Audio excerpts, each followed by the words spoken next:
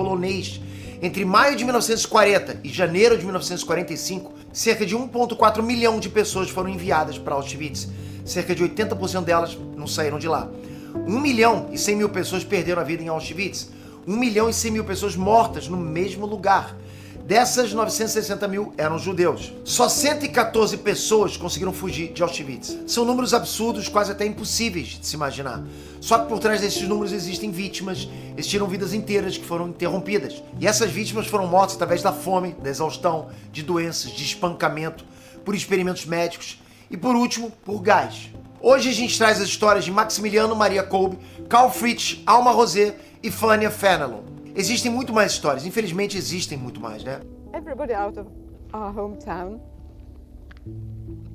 all your father's family, everybody's ashes are here, so... Acima do Fritz havia somente a figura de Rudolf Höss. Höss era o responsável pela administração e pelo comando de todos os oficiais do campo de concentração. Carl Fritz era o braço direito dele, era o homem na linha de frente, era o homem que recebia os prisioneiros e impunha a ordem ali. Carl Fritz seria aquele que decidia quem vivia e quem morria em Auschwitz. No mês seguinte, Fritz recebeu os primeiros 758 prisioneiros do campo de concentração. O que ele disse foi guardado nos registros históricos. A documentação da maldade. Carl Fritz declarou o seguinte, abre aspas, vocês não vieram a um sanatório, mas a um campo de concentração alemão, do qual não há outra saída senão pela chaminé. Chora! Maximiliano Kolbe não conhece esse homem. Nunca tinha reparado nele. Mesmo assim, o Kolbe ouve e toma a última decisão dele. Kolbe sai da fileira e vai caminhando lentamente em direção ao Carl Fritz. Os guardas miram nele, mas ninguém atira.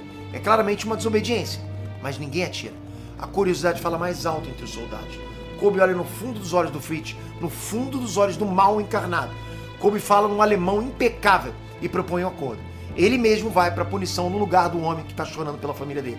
Carl Fritz olha nos olhos do frade e se irrita. É uma quebra de protocolo, um desafio ao poder dele. Um prisioneiro querendo barganhar, entende? Fritz sabe que poderia colocar os 10 prisioneiros que quisesse e mais o frade naquela cela. No último instante, o comandante nazista simplesmente chuta o homem que chora de volta para as fileiras e aceita a troca. Mas chora! Maximiliano Kolbe não conhece esse homem.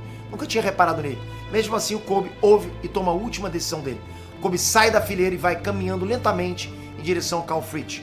Os guardas miram nele, mas ninguém atira. É claramente uma desobediência, mas ninguém atira. A curiosidade fala mais alto entre os soldados. Kolbe olha no fundo dos olhos do Fritz, no fundo dos olhos do mal encarnado. Kolbe fala num alemão impecável e propõe um acordo. Ele mesmo vai para a punição no lugar do homem que está chorando pela família dele. Carl Fritz olha nos olhos do frade e se irrita. É uma quebra de protocolo, um desafio ao poder dele. Um prisioneiro querendo barganhar, entende? Fritz sabe que poderia colocar os 10 prisioneiros que quisesse e mais o frade naquela cela. No último instante, o comandante nazista simplesmente chuta o homem que chora de volta para as fileiras e aceita a troca. Mais letais. Maximiliano Maria Kolbe foi o último a ser morto pelos nazistas. Ele viu cada um dos outros sobreviventes recebendo a injeção e caindo. Kolbe só levantou o próprio braço e esperou a vez dele.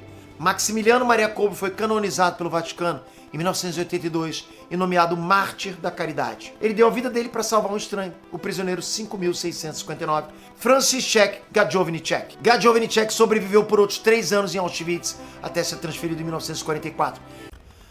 Era o hino nacional da França. Informaram que ela tinha sido liberada por tropas britânicas.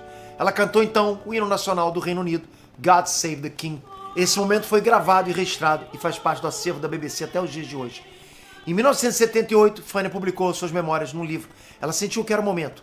Numa entrevista para o The New York Times, ela deixou um depoimento que continua atual, quase 5 décadas depois. Fania Fenelon encerrou a entrevista dizendo, abre aspas, eu pensava que a guerra seria o fim do racismo, mas descobri que o racismo e o antissemitismo ainda existiam. Acordar, ser contado e para os campos de trabalho. Os prisioneiros trabalhavam construindo mais estruturas para que o próprio campo continuasse crescendo. Ou trabalhavam em fábricas produzindo aquilo que a Alemanha precisava para que continuasse a guerra. Os prisioneiros não tinham direito a descanso.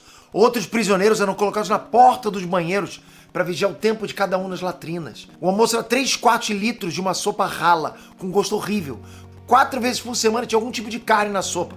3 vezes por semana tinha algum tipo de legume, geralmente batatas. O lanche da tarde era composto por 300 gramas de pão coberto de mofo, acompanhado por uma colher de queijo ou marmelada, ou exatas 25 gramas de margarina ou salsicha. Tudo era contado, tudo era calculado, mas os prisioneiros precisavam dividir aquele lanche para o café da manhã do dia seguinte. Às 7 da noite tinha uma nova contagem. Se alguém estivesse faltando, Todos hoje precisavam esperar em pé até o paradeiro do desaparecido ser resolvido, mesmo que levasse horas. Concluída a última contagem, eles voltavam para os seus alojamentos.